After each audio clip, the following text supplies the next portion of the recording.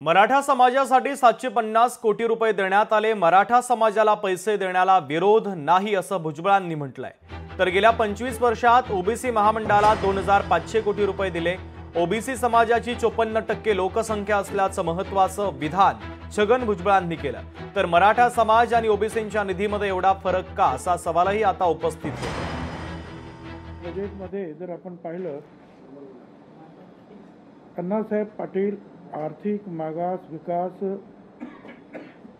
महामंडळ 750 कोटी रुपये,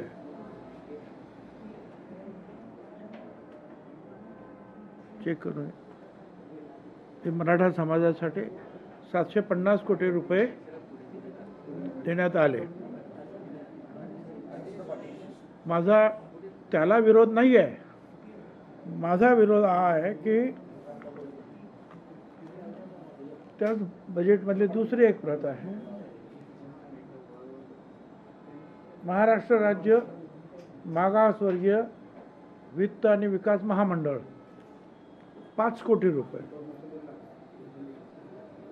इथे 750 कोटी रुपये आहेत, इथे 5 कोटी रुपये।